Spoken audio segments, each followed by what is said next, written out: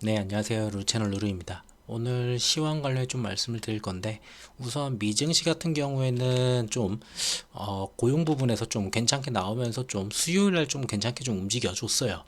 근데 좀 금리 인하 가능성과 좀 반영을 했었는데, 금요일 날 나온 이제 고용 데이터를 봤을 때는 조금 안 좋게 나왔어요. 생각보다 좀 안 좋았고, 근데 뭐 실업률 같은 경우에는 좀 올라가긴 했는데, 뭐 전반적으로 어쨌든 국채 금리를 봤을 때는 시장에서는 그래도 좀 안 좋게 받아들였구나, 이렇게 좀 보여지는 모습이었습니다.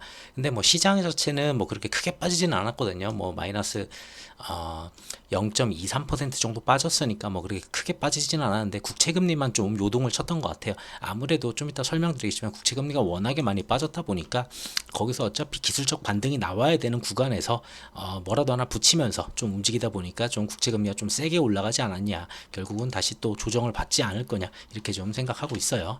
그래서 미증시 같은 경우에는 여기서 더 눌러준다 하더라도 개인적으로는 직전에 있었던 뭐 요만큼 갭이 있긴 하죠. 뭐 눌러준다 하면은 한 6천 아니 16,900포인트, 뭐 거의 17,000포인트는 유지하지 않을까, 여기만큼은 지켜주지 않을까, 이렇게 좀 기대를 합니다. 다만 좀 걱정되는 거는 엔비디아가 이제 월요일부터 해가지고 1대 10으로 이제 분할이 들어가거든요. 분할 거래가 들어가는데, 이때 이제 물량이 쏟아지느냐 아니면 오히려 들어 올리느냐, 그거는 좀 지켜봐야 될 것 같아요. 이거는 매번 상황이 좀 달라가지고 요거는 그날 좀 월요일 저녁에 좀 미증시 엔비디아 상황을 좀 봐야지 지금 결론이 좀 날 것 같아요. 그런 걸로 좀 이슈가 돼서 좀 눌린다면 한 20선까지 크게 본다면은 그 정도 눌림 가능성은 있어 보입니다. 어쨌든 이 상단에서 움직일 가능성은 높으니까 그렇게 좀 크게 우려할 정도는 아니다라고 말씀드릴 수 있을 것 같고요. 자, 국장 같은 경우를 보게 되면은, 국장은 그래도 이제 좀 외국인들이 좀 들어와 주면서 조금 반등을 했어요. 그리고 내용이 있었죠. 엔비디아가 이제 삼성에서 이제 HBM이 뭐 실패한 게 아니다, 뭐 이런 내용들이 나오면서 반도체 쪽이 조금 올라가주면서 대형주들이, 그러면서 시장을 좀 끌어올리는 모습이 좀 나왔습니다. 그래서 여기서 하단을 지키는 모습, 여기서 하단을 지키고 여기서 하단을 지키고, 좀 오버하게 조금 하단을 했지만 여기서 어쨌든 지켜줬거든요. 자, 그리고 이번 여기서도 지켜줬고 여기서 조금 이탈이 나오긴 했어요. 근데 다시 여기까지 돌아 올려놓는 그런 모습이 나왔거든요. 그래서 요 라인을 갖다가 좀 계속 지켜주는지, 이걸 좀 확인을 해야 되는데, 이 라인을 지키기가 그렇게 쉬워 보이진 않아요. 개인적으로는 이 박스권 안에서의 움직임이 계속 이어가지 않을까, 이렇게 좀 보고 있어요. 그래서 이번에 다시 눌림이 나온다 하더라도 2670포인트 요 구간은 좀 지켜주는 모습이 나온다면은 다시 또 한번 위로 한번 트라이 해보는 그런 모습이 나올 수 있을 것 같아요. 근데 반대로 지난번에 이제 지지를 했었던 게, 앞전에서도 여기 121선을 지지했었고 이번에도 121선을 지지했거든요. 근데 이번에도 또 여기까지 밀려가지고 121선까지 간다라고 하면 사실상 이탈 가능성이 좀 더 높아집니다. 그거는 좀 참고를 해야 돼요. 그래서 여기서 멈춰주는 게 가장 그림상 가장 좋습니다. 2670에서 뭐 지지 정도 받고 그러고 다시 움직이는 그러한 그림이 나오려면 아무래도 외국인 수급이 좀 이어가 줘야 되겠죠. 그래서 외국인 수급을 보게 되면은, 코스피 같은 경우에는 얼추 보면은 월요일 같은 경우, 이날이 아니죠. 이번이 4거래일이었죠. 이번엔 4거래일이었으니까 한 2천억 정도 나가는 거 외에는 그래도 어느 정도 들어왔어요. 전에 이제 막 조 단위로 1조 3천 뭐 1조 이런 식으로 조 단위로 나가던 거기서는 조금 패턴이 좀 바뀌어서 그래도 조금 들어왔다. 근데 뭐 강하게 들어오는 모습은 아니었다. 이 정도로 좀 이해하시면 될 것 같고, 기관 같은 경우에도 뭐 크게 이탈하는 모습은 없고 그냥 눈치 보는 그 정도의 모습이었어요. 오히려 코스닥 같은 경우가 좀 강하게 들어왔죠. 뭐 금요일날 2차 전지 좀 올라가는 모습도 있었고, 그러다 보니까 좀 강하게 코스닥 쪽에서 좀 올라가는 모습들이 나왔고, 그러면서 개인들이 이탈 나오고, 기관에서도 뭐 그렇게 이탈하는 모습은 없고 그냥 주고받고 이 정도의 모습이었습니다. 그래서 이 코스닥에서는 좀 오래간만에 좀 강하게 좀 들어오는 그런 모습들이 좀 양호했었다, 이렇게 볼 수 있고, 선물 같은 경우도 뭐 한 7천억 나가긴 했지만 앞전에 8천억 들어온 거 이제 같이 날려준다 치면은 대략적으로 한 6천억에서 7천억 정도 이제 좀 들어왔던 것 같아요. 다만 이제 기관 쪽에서는 좀 이탈한 물량이 조금 있다. 뭐 근데 그렇게 큰 수량은 아니에요. 외국인이 들어왔던 거에 비하면 그렇게 큰 수량은 아니지만, 어쨌든 외국인이 그래도 전주보다는 그래도 좀 다시 들어와주는 그런 모습이 있다 보니까 시장을 좀 살려내는 모습, 그리고 외국인이 들어와 주니까 환율도 조금 진정이 되는 그런 모습이었는데, 환율은 뒤에서 말씀드리겠지만 환율이 이제 금요일 날 좀 올라가는 모습이 있었어요. 그 고용지표가 나오게 되면서. 자, 그래서 그 환율 때문에 돌아오는 주에 이제 외국인 수급이 만약에 또다시 이탈하는지, 그 정도 좀 체크 포인트 가져가시면 될 것 같아요. 자, 그리고 신용잔고 같은 경우에는 뭐 그렇게 크게 늘고 있진 않아요. 뭐 시장이 빠졌을 때 19조 8천억까지 올라갔었는데 다시 시장이 좀 올라가니까 19조 6천까지 다시 내려가는 모습이고요. 그래서 시장이 뭐 더 올라간다면은 신용잔고는 더 내려갈 거고 뭐 그렇게 크게 문제되는 수준은 아니다. 고객 예탁금 같은 경우에는 좀 더 빠지기는 했는데 뭐 문제될 정도 수준은 아닌 것 같아요. 대략적으로 뭐 56조, 뭐 56조, 55조, 뭐 56조 이러다가 54조에서 53조 거의 53조죠. 뭐 52조 9천이니까 이 정도로 조금 빠졌다. 그냥 이 정도만 좀 봐주시면 돼요. 이게 빠지면서 어차피 신용도 같이 빠졌으니까 요거에 대한 리스크는 없어 보입니다. 그래서 이번 주 향방은 그냥 이 박스권 안에서 움직이다가 이번 주에 좀 이슈가 많죠. 이번 주에 나오는 게 CPI 그리고 FOMC가 있어요. 자, 이 두 개가 같이 나와요. 이번 주에는. 그러다 보니까 여기서 방향성이 좀 많이 변동성이 좀 커질 가능성이 높아 보입니다. 자, 그리고 뉴스로 돌아가서 좀 말씀을 드리면은 자, 우선은 앞전에 고용지표가 좋았다는 게 ADP 5월 민간 고용이 이제 신규가 이제 15만 2천 건으로 시장 예상했던 것보다 하회를 했어요. 그만큼 고용이 좀 둔화가 됐네 하면서 금리 인하 가능성을 갖다가 굉장히 좀 받아들이는 그런 모습이었습니다. 그래가지고 이제 금요일날 나오는 고용 보고서를 갖다가 좀 이제 지켜봐야 되겠다라고 하면서 어쨌든 간에 수요일날 좀 시장이 좀 강하게 올라가는 그런 모습이었고 그래서 S&P 500이나 나스닥 같은 경우에 최고치 를 찍어주는 그런 모습이었습니다. 그리고 그 다음날 같은 경우에는 22 같은 경우에 이제 처음으로 0.25% 금리 인하를 진행을 했고요. 그래가지고 결국은 22가 이제 하냐 안 하냐 이랬었는데 결국은 22도 금리 인하를 하기로 했습니다. 그리고 그 전날에는 캐나다 같은 경우에도 0.25% 금리를 좀 낮추는 모습이 나왔죠. 이제 그러면은 미국은 금리 인하를 언제 할 거냐라는 부분인데 그 전까지만 하더라도 9월 가능성이 매우 높았어요. 9월 가능성이 매우 높았는데 금요일날 고용지표가 좀 나오면서 좀 그게 좀 후퇴하는 그런 모습이 좀 나왔죠. 근데 그 부분은 어차피 다음 주에 나오는 CPI랑 아무래도 그 부분이 좀 CPI랑 FOMC가 나오면서 완전히 다 뒤집어 엎을 수도 있으니까 거기까지 좀 확인을 해 봐야 될 것 같습니다. 자, 그래서 22 같은 경우는 이 정도가 됐고 그 당시에만 하더라도 미국은 이제 9월에 이제 인하를 할 거다라는 이러한 기대감이 있었어요. 자, 이러한 기대감이 있었는데 금요일 날 나왔던 내용은 탄탄한 고용이었습니다. 사실상 뭐 실업률은 좀 나오긴 했는데 어쨌든 간에 탄탄한 고용 때문에 금리 인하가 조금 멀어졌다라고 얘기를 하면서 시장은 지수는 좀 하락을 했는데 뭐 그렇게 큰 폭의 하락은 아니었어요. 0.23% 아까 보셨다시피 이 정도의 하락이었고 그렇게 크지 않았다. 시장이 눌린 거는. 제가 봐도 막 고용 지표가 일시적으로 한두 번 이렇게 튈 수가 있거든요. 이거는 이민자 때문에 그럴 수도 있고 그리고 이 고용 데이터에서 잘 보면은 뭐 좀 더 뉴스를 잘 찾아보시면 알겠지만 고용 데이터에서 화이트 컬러라고 하죠. 좀 괜찮은 일자리들 괜찮은 일자리의 고용은 오히려 줄거나 아니면 그대로였어요.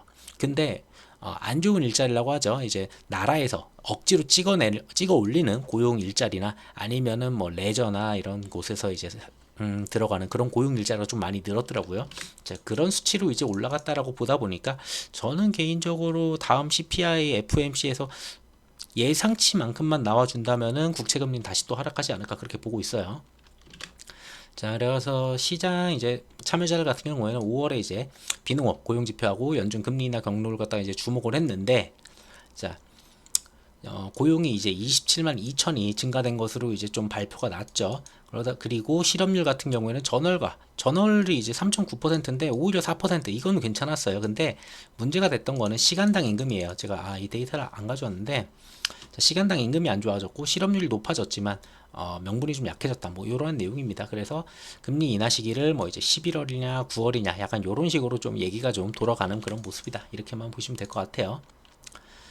자, 그래서 다음 주에 나오는 내용을 봤을 때는 다음 주는 이제 FOMC하고 인플레이션, 뭐 CPI죠. 어떻게 보면은 다음 주에 언제 나오냐 봤을 때는 12일입니다. 결국은 5월달 CPI가 이때 발표를 하고요. 발표를 한 다음에 한 5시간 뒤에 바로 이제 금리 이거 FOMC 회의가 완료가 된 다음에 금리 인하 발표를 하고 금리 인하는 안 하겠죠. 뭐 동결이겠죠. 금리 동결 발표를 하고 그 다음에 파월 연준 의장의 이제 연설이 좀 있을 것 같아요. 그래서 동일한 날에 그냥 다 쏟아져 나오기 때문에 다음 날이 이제 국장으로 보면은 목요일이거든요. 우리 장으로는 목요일이다 보니까 이 목요일 날 좀 변동성이 클 거예요. 갭을 뜨든 갭을 위로 뜨든 갭을 아래로 뜨든 막 난리를 칠 겁니다. 자, 그래서 목요일 날 변동성이 크니까 베팅성을 가져가겠다라고 하면 월화수의 베팅성을 가져가면 되고, 아 그건 아니야 나는 목요일 이후에 좀 더 지켜보고 할 거야 하면 그 이후에 뭐 지난 다음에 뭐 금요일 정도, 보통 금요일은 좀 많이 눌리니까 뭐 이럴 때 좀 다시 또 챙겨볼 수 있겠죠. 그렇게 좀 전략을 가져가면 될 것 같고요. 자, FOMC가 중요한데 뭐 어차피 동결인 거는 우린 알아요. 이번 FOMC도 금리는 동결인 걸 알고 있어요. 자, 그래서 여기서는 뭐 크게 뭐 이견 같은 건 없었고요. 자, 그리고 금리 인하 가능성이 약간 후퇴한 거는 방금 말씀드렸다시피 금요일 날 나왔던 고용 지표입니다. 자, 고용 지표가 신규 취업자가 시장 예상치 19만 명을 갖다가 압도하는 27만 2천 명으로 너무 세게 나왔어요. 세게 나오긴 세게 나왔어요. 근데 실업률이 또 올라갔다 보니까 이게 정말 그렇게 봐야 되냐라는 부분인데, 근데 시간당 임금이 같이 올라가가지고 조금 그래도 어쨌든 간에 악재였긴 했다 이렇게 볼 수 있습니다. 막 엄청 좋았던 것도 아니고, 근데 이것 때문에 막 시장이 다시 박살난다라고 할 정도의 데이터는 아니거든요, 사실.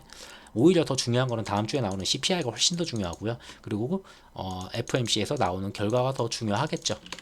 자, 그래서 이제 튼튼한 이제 노동시장 때문에 아무래도 금리 인하를 좀 방해하지 않을까, 이러한 기대감 때문에 좀 내려가는 모습이었고요.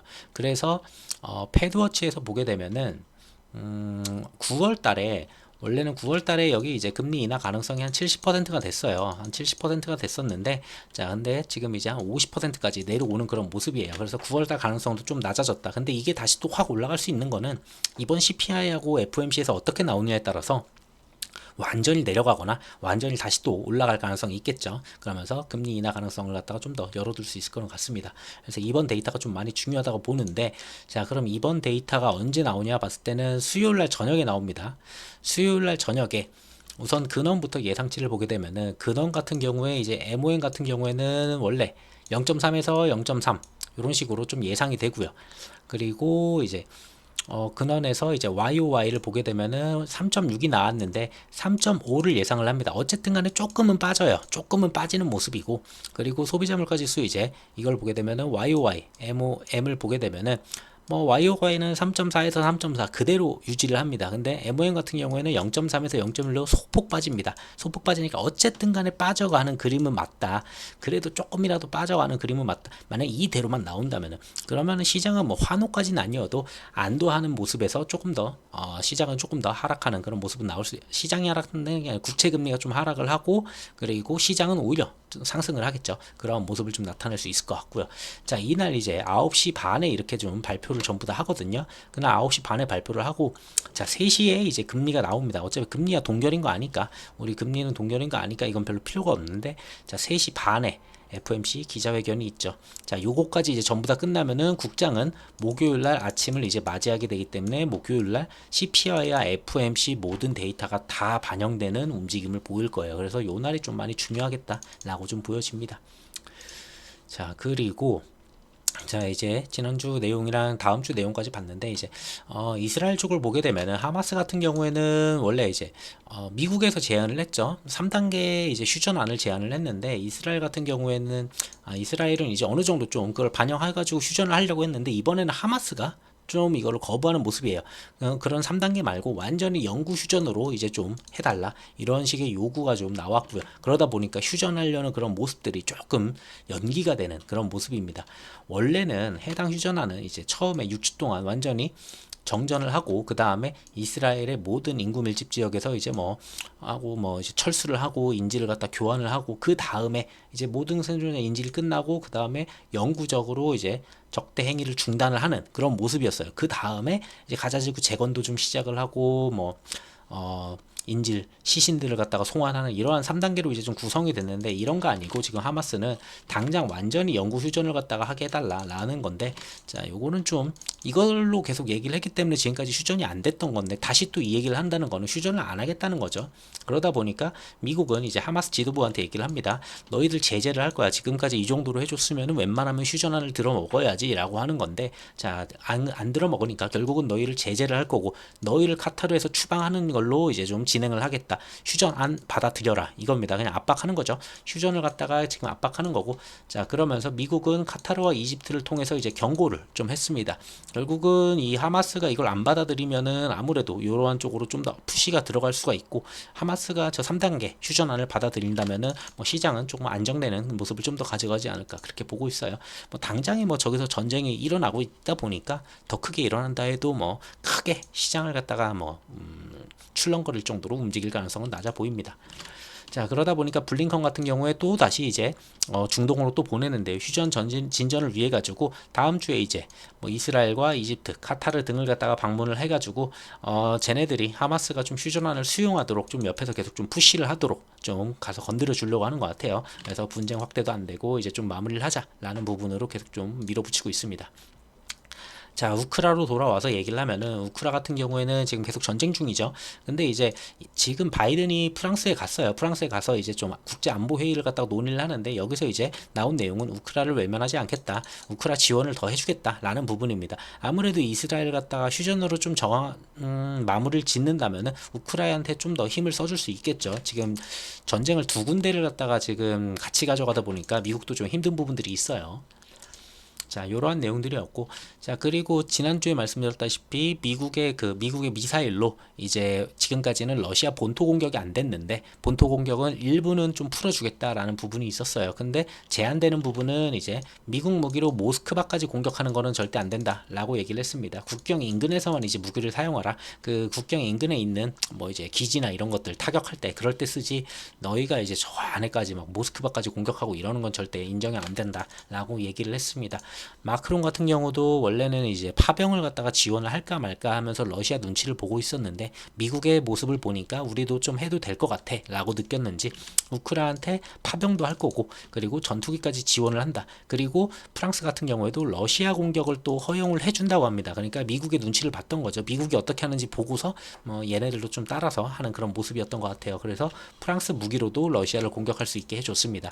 자, 역시나 푸틴 같은 경우에는 분명히 이제 또 핵 얘기를 할 줄 알았는데, 그래도 조금 달랐던 거는 있어요. 지금 현 상태에서는 핵을 쓸 이유가 없다라고 합니다. 푸틴 같은 경우에 현재 러시아의 핵 교리에 의하면은 설정된 핵무기 사용 조건이 보이지 않는다. 그러니까 핵 쓸 필요는 없다. 우크라 전쟁에서 지금 당장은 핵 쓸 정도는 아니다. 하지만 교리는 바뀔 수도 있다라는 부분을 강조했습니다. 그러니까 뭐 서방이 너무 지원을 많이 해주고 우리를 너무 힘들게 막 괴롭히기 시작하면은 우리도 이 교리를 바꿔가지고 핵을 쓸 수도 있다. 약간 요 정도를 돌려 얘기했는데, 앞전 내용이 더 중요한 것 같아요. 지금 현 상태에서는 핵 쓸 이유는 안 보인다라는 게, 서방 무기로 지금 어느 정도 좀 때리고 있는데 저런 얘기를 했다? 그러면 핵은 안 쓰지 않을까, 웬만해서 그렇게 좀 보여져요. 자, 그리고 서방이 러시아 본토를 노린다면 우리도 그대로 할 권리가 있다라는 부분이면은, 서방을 갖다가 따로 공격할 수도 있다. 확정 가능성도 있긴 한데, 솔직히 이거는 러시아가 죽겠다고 달려드는 거여서 가능성은 낮아 보여요. 그리고 핵을 쓰는 순간에 러시아가 죽겠다고 달려드는 거니까 그것도 사실 가능성은 낮아요. 그러니까 지금 이 상태에서 어떻게든 좀 세게 나가려고 했었는데 그렇게 세게 나가지는 못하는 모습이네요. 자, 또 이제 대만으로 좀 넘어와서 보면은, 대만 같은 경우에는 국방부장이 이제 중국군이 이제 영해와 영공을 갖다 침범을 하게 되면은 자위권을 발동하겠다, 뭐 이런 내용들이 좀 있었어요. 좀 강하게 좀 나가려는 모습이고, 미국은 또 대만한테 4천억 상당의 F-16 부품 판매를 갖다 승인을 했습니다. 중국이 굉장히 싫어하죠. 대만에 안 그래도 지금 막 미사일 팔고 뭐 팔고 계속 팔면서 계속 무기를 갖다 주고 있는데, 자, 여기다 추가로 F-16 이제 무기까지 갖다 주려고 하니까, 자, 그러다 보니 중국은 대만에 이제 무기를 판매를 갖다가 승인을 했죠. 미국이 거기에 대해서 강한 불만을 갖다가 보여줬고, 즉각 철회해야 된다 뭐 얘기를 하지만 즉각 철회는 안 하겠죠. 자, 그렇게 해서 또 이제 미중 간에 안 그래도 지금 관세나 이런 것 때문에 갈등이 있는 상황에서 대만 때문에 또 갈등이 있는 이런 모습이 계속 이어져 가고 있어요. 자, 그리고 대만 같은 경우는 뭐 이제 6월부터 중국 단체 관광을 갖다가 불허한다고 얘기를 했어요. 지금 6월이 됐잖아요. 근데 이미 확정된 일정은 허용이에요. 그러니까 지금 이미 뭐 한 5월이나 4월 달에 이제 계획했던 일정들, 6월에 나가는 일정들은 그거는 이제 갔다 와라 이런 내용인데, 그 이후부터는 6월부터는 더 이상 중국 단체 관광은 불가능하다, 이렇게 좀 보시면 될 것 같습니다. 자, 그랬는데 그러고서 이제 더 이상 단체 관광 안 가면 되는데 중국에서 국가안전법이 있죠. 국보법이라고 하죠. 국보법. 중국의 뭐 중국의 사상을 갖다 건드리는 그런 뭐 사진이나 뭐 이런 거 가지고 온다거나 뭐 그런 거 있으면은 얘네들은 잡아다 가두고 이러는데, 자, 중국 국보 시행 이후에 개인 여행객들 억류와 조사가 좀 늘었다. 그러면서 단체 관광에서 이제 대만인을 갖다가 처음으로 억류하는 모습이 있었습니다. 그 이야기는 또 계속 건드리는 거죠. 자, 이런 부분들이 있다 보니까 뭐 이제 단체 관광도 막는 거고 계속 중국하고 대만도 대립을 하고 있고 미국도 중간에 껴 있고 뭐 그렇죠. 자, 이 와중에 미국과 원래 지금 중국이 관세 전쟁을 계속 진행을 하고 있었어요. 원래는 미국이 이제 중국산 전기 자동차나 뭐 배터리나 아니면 태양광이나 뭐 등등등 철강이나 뭐 여러 가지에 대해서 이제 관세를 갖다 확 때려 붓고, 그러니까 중국도 너네도 어떻게 할 거야라고 하면서 같이 막 이제 싸우는 그런 모습이었는데, 그건 지난주 영상에 좀 많이 말씀드려서 넘어갈게요. 자세한 내용은. 자, 그랬었는데, 자, 결국은 유럽 쪽에서도 이제 좀 이런 내용들이 좀 나왔어요. 유럽은 할까 말까라고 말씀을 드렸잖아요. 중국의 눈치를 좀 보는 모습이었는데 이번에 유럽이 조금 진행을 하는 것 같아요. 자, 유럽 같은 경우는 어디냐? 여기 있네요. EU 같은 경우에는 중국산 태양광 패널, 그리고 풍력 터빈, 그리고 자동차, 의료기기까지 조사 대상을 확대를 했습니다. 그러니까 중국에서 들어오는 거에 대해서 조사 대상을 확대를 했다는 거는 여기에 대해서도 또 관세를 올릴 가능성이 높아요. 그게 얘기는 중국을 때린다는 거죠. EU도. 자, 그러면서 이달 들어서는 중국산 주석도공 강판에 대해서도 반덤핑 조사에 이제 착수를 하는 그런 모습이에요. 자, 이런 식으로 앞전에서는 중국 전기자동차에 대해서 이제 반보조금 조사를 갖다 이미 진행을 했었는데, 여기에 이어서 미국이랑 동일하게 친환경 쪽이나 뭐 이런 쪽에 대해서도 전부 다 조사를 진행을 해왔다 라고 보시면 될 것 같고, 자, 그러다 보니까 중국도 가만히 있을 수는 없죠. 그래서 EU 같은 경우에는 중국에 작년에만 하더라도 버터 치즈 유제품 같은 경우에 거의 뭐 80만 톤 거의, 그리고 한 2조 6천억 원을 갖다가 이제 수출을 해왔는데, 이 부분을 이제 건드리기 시작해요. 반대로 이제 반격 카드죠. EU가 수출을 많이 하는 이러한 품목들에 대해서 치즈 유제품 쪽에 대해서 이제 반격 카드를 꺼내고서 이제 좀 다시 너네도 이제 관세 한번 맞아봐라 하면서 지금 미국이랑은 어차피 관세 전쟁을 하고 있어요. 이렇게 미국은 앞서서 이런 식으로 좀 하고 있고, 여기에 플러스로 뭐 태양광부터 여러 가지 굉장히 많죠. 미국은. 자, 근데 거기에 이어서 유로까지 관세 압박이 나오면서 지금 중국한테 계속 중국 때리기를 갖다가 전 세계적으로 지금 달려들기 시작했습니다. 자, 그러한 모습이다 보니까 중국이랑 마찰이 있는 뭐죠, 공산품, 농축산물 이런 거에 대해서 또 다시 관세 전쟁을 하는 거 아니냐, 뭐 이런 내용들이 좀 있는데 지켜보면 될 것 같아요. 만약에 이런 게 관세 전쟁이 진짜로 제대로 터지면서 뭐 7월부터 진행을 하겠다 이런 내용들이 있는데, 이게 만약에 진짜로 터져서 이렇게 되면은 물가는 다시 올라갈 가능성이 있어요. 왜? 관세를 때리면은, 왜냐면은 싼 걸 못 쓰니까 당연히 어쨌든 간에 물가는 올라갈 수밖에 없어요. 그래서 이것 때문에 또 물가가 또 천천히 잡히는 가능성이 있기 때문에 관세 전쟁을 전 세계적으로 이런 식으로 해버리면은 요 부분도 조금 계속 좀 지켜봐야 될 것 같아요. 관세 전쟁의 그 범위가 더 커지는지. 뭐 일본도 그냥 가져왔습니다. 일본 같은 경우도 EU랑 동일하게 이제 가려고 하는 그런 모습이고, 중국산 이제 수소, 풍력, 태양광 전부 다 견제를 하고서 조달 규범을 갖다가 따로 만들겠다라고 하면서 에너지 분야의 공동 분야를 이제 발표를 합니다. 한국이 여기 끼기가 참 힘들어요. 한국은 러시아한테도 뭐 칭찬이라고 하기도 그렇지만 우크라이나한테 이제 직접적인 무기 조달을 안 했다는 이유로 푸틴이 한국을 갖다가 칭찬하는 약간 비슷한 그런 모습이 있었죠. 어쨌든 간에 뭐 칭찬 아니지만 긍정적으로 본다 뭐 이런 내용들이 있었는데, 자, 한국은 여기 또 끼기가 애매한 게, 여기에 껴버리면 우리는 중국이랑 무역을 하는 부분이 워낙에 커서 이게 잘못되면은 한국도 타격을 받을 수 있는, 공격을 받을 수 있어요. 그러다 보니까 중국이 껴있으면은 우리가 또 끼기도 그렇고, 미국이 어떻게 하자고 한다고 해서 또 가기도 그렇고, 참 애매해요. 그래서 눈치 보기만 계속 해야 되는 게 우리의 입장이다. 그래서 딴 애들은 이렇게 좀 다 중국 때리기를 시작을 했습니다. 그래서 아직은 우리는 눈치 보고 있다. 요 정도로만 보면 될 것 같아요. 자, 그리고 근데 이제 중국 같은 경우에는 이제 관세 위협에서도 좀 성과가 잘 나왔어요. 지금 올해 5개월 만에 5개월 중에서 가장 최대치를 갖다가 낸 걸로 제가 확인을 했거든요. 중국 수출 같은 경우에는 예상치를 넘는 이제 수출이 나왔어요. 뭐 이제 과잉 공급이라고 계속 하는데, 과잉 공급하고 과잉 생산해가지고 그냥 과잉으로 그냥 막 저가로 그냥 지금 다 넘겨버리잖아요. 여기저기 그냥 막 말도 안 되는 가격에 다 던져버리니까, 그 던지는 내용도 지난주에 설명을 드렸죠. 그러다 보니까 이것저것 뭐 이제 관세가 아직 다 먹히진 않았어요. 다 먹히는 게 뭐 6월부터다 7월부터다 이러다 보니까 아직까지는 타격을 안 입는 수준인데, 이제 그걸 맞았을 때 뭐 6월달, 7월달, 8월달 중국의 수출이 만약에 다시 또 이렇게 올라가다가 꺾이는지 요 정도만 좀 체크하면 되지 않을까. 그러면 중국의 힘이 또 빠지니까, 그러면은 또 대만을 건드리는 게 좀 느려질 수도 있어요. 중국이 지금 내수나 이런 게 좀 강해지고, 내수에서 이제 생산도 늘어나고 그러다 보니까 조금 이제 좀 건드리기 시작했는데, 그런 부분이 꺾인다면은, 내수에서 이런 게 좀 꺾인다면은 또 다시 힘이 빠지는 모습이 나올 거예요. 그래서 그게 나오는지는 수출 데이터 이런 걸로 좀 확인해 볼 수 있겠죠. 자, 그래서 저 정도만 좀 설명을 드리고, 그리고 바이든하고 트럼프 이제 얼마 안 남았죠. 이제 TV 토론에도 얼마 안 남았고, 그리고 대선도 얼마 안 남았어요. 자, 그러다 보니까 트럼프 같은 경우에는 경합주 우세인데, 경합주에서 이번에 유죄 판결 나왔던 거는 지난주에 설명을 들었는데, 유죄 판결이 나온 다음에서도 그래도 경합주에서는 우세를 하고 있다, 여전하다라는 내용입니다. 그리고 근데 다행인 거는, 이거는 유죄 판결 나온 다음에 바이든과의 격차는 전반적으로 좀 줄었다고 해요. 그래서 얼마나 줄었나 보면은, 트럼프 유죄 판결 이후에 트럼프와 바이든의 지지율 격차는 3% 정도였는데 1% 정도로 조금 줄어들었어요. 그러니까 거의 박빙이죠, 지금.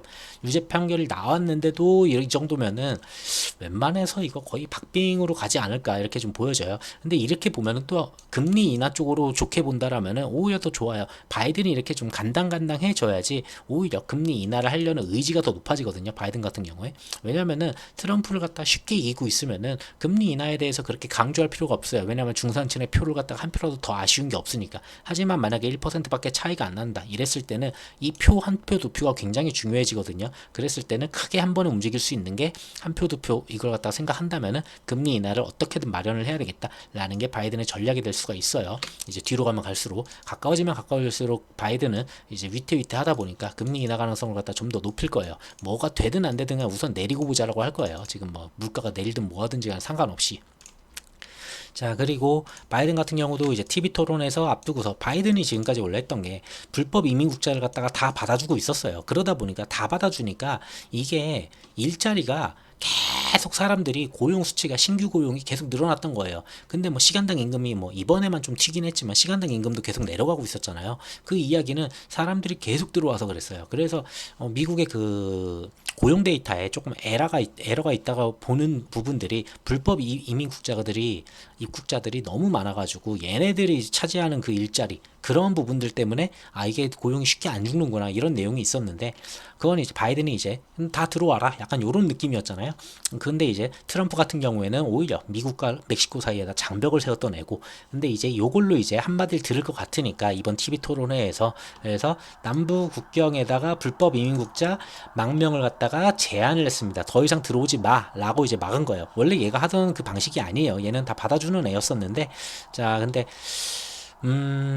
그렇게 했었는데, 어쨌든 간에 그 부분을 갖다가 조금 이제 약간 뒤로 물리는 그런 모습이야. 왜냐하면 지금 1%밖에 차이가 안 나잖아요. 근데 트럼프가 이제 이 부분을 갖다가 좀 얘기를 해요. 지금 트럼프 같은 경우에는 이민자를 악마화했어요. 이 이민자들 때문에 원래 미국인들의 일자리가 사라지는 거고, 우리가 원래 미국인들이 더 잘 살아야 되는데 얘네들 때문에 우리가 더 못 살고 있다, 막 이런 식으로 트럼프를 얘기했잖아요. 그럼 바이든은 그렇지 않았어요. 그렇지 않다 보니까 이게 좀 극명하게 갈리는 이제 공약 같은 거였는데, 바이든 같은 경우에는 나는 이민자들 악마화까지는 않겠다, 이 정도로 악마까지는 아닌데 어쨌든 간에 망명을 제한은 하겠다, 이 정도로 약간 살짝 돌았으면서, 어쨌든 간에 표는 받아야 되니까, 이탈표는 막아야 되니까, 약간 이런 식으로 트럼프를 조금 따라가는 모습이 좀 있어요. 그래가지고 뭐 TV 토론회 때 또 얘기가 나오겠죠. 이때가 6월 며칠이거든요. TV 토론회가 6월 20 며칠이에요. 뭐 찾아보시면 여기 있네요. 27일 날 이제 도널드 트럼프 전 대통령하고 이제 TV 토론회를 이제 나올 가능성이 있습니다. 한때 이제 트럼프가 이제 막아놓은 이 장벽들이죠. 자, 그래서 요 정도 내용이 있어서 지금 바이든 입지가 되게 약해졌다라는 걸 보여주죠. 지금까지 해왔던 내용과 좀 다른 모습을 보여주기 시작했어요. 이거는 표를 갖다가 구걸하기 위해서 이제 공약도 조금씩 바꿔가는 그런 모습이에요. 그렇다면 결국은 금리 인하는 연준이 뭐 된다 안 된다 하든지 간에 연준도 어차피 정치권에 그 입김이 당연히 들어가죠. 연준도. 그러다 보니까 다른 나라들도 전부 다 내리다 보니까 분명히 바이든도 표를 받기 위해서 만약에 이번 TV 토론회에서 만약에 한 대 맞고 온다면은 그래가지고 트럼프가 더 강해졌다. 트럼프 지지율이 더 올라갔다. 만약에 이번에 다시 그러면은 이 금리 인하는 제가 봤을 때 9월에 뭐 안 된다 뭐 50%밖에 안 된다 하지만 저는 할 것 같아요. 그냥 자 그렇게 좀 생각해 볼 수 있어요. 그래서 지지율하고 금리 인하하고 이것도 좀 같이 보실만 합니다. 자 그리고 채권금리는 아까 전부터 계속 말씀드렸던 그 채권금리 해왔었는데 이 채권금리가 어떻게 됐는지 말씀을 드리면은 자 우선은 자 이렇게 보면은 좀 줄여볼게요. 그래도 앞전에 요런 식으로 좀 올라가던 그 상승 추세선이 이런 식으로 있었어요. 그러니까 여기를 막 지지하고 여기를 지지하고 여기를 지지하고 여기를 지지하고 그 다음에 여기 지지하고 원래 일자로 잘 그으면 이렇게 될 거예요. 대충 이렇게 될 거예요. 일자로 잘 그으면. 그래서 여기를 갖다 막 지지하는데 어쨌든 간에 중요했던 거는 요 구간을 갖다 깨는 모습인데 이 구간을 깨는 모습이 나왔잖아요. 이 구간을 깨면서 내려왔기 때문에 어쨌든 간에 그리고 고점도 여기서 돌파를 못했고 이 고점이 여기가 더 높았으면 문제지만 더 낮아요. 고점이 더 낮잖아요. 그러면은 올라가던 추세가 지금 꺾이기 시작했다는 거예요. 그 꺾이던 와중에 요 정도는 기술적 반등이 어차피 나올 수 있었어요. 지금 4.65%에서 사실상 4.2 몇 %까지 쫙 뺐잖아요. 그럼 기술적 반등은 요렇게 빠지는 게 맞는데 요때 이제 올라갔던 금요일날 올라갔던 거는 그냥 고용지표를 갖다가 안 그래도 기술적 반등 나와야 되는데 그냥 고용지표 엮어가지고 그냥 나왔다 이렇게 보시면 돼요. 그리고 중요한 거는 앞전에 있었던 고점보다 고점이 낮고 그리고 여기 있는 저점보다 이번 저점이 더 낮다는 거예요. 자 이렇게 더 낮다는 거는 이제 하향 추세로 돌아섰다. 그래서 이번에 CPI만 크게 문제 없이 나오고 FOMC에 문제 없다면은 여기서 한번 더 내려갈 가능성이 있어요. 그랬을 때는 4.1% 정도 보이거든요. 대략적으로 요 정도. 자 여기 지켜주는 라인 그 전에 전고점 4.18%. 근데 약간 좀 과하게 빠진다 하면은 4.15%나 4.1까지도 한번 볼 수 있겠죠. 그러한 모습 정도. 그랬을 때는 이러한 라인이 또 하나가 그어지겠죠. 자 그래서 여기서 이제 좀 지지를 받는지 또 하나 볼 수 있을 것 같고요. 여기까지만 좀 내려와 주면 한 번만 더 내려오면은 채권금리는 좀 안정적으로 가는 방향으로 좀 다시 바뀔 것 같아요.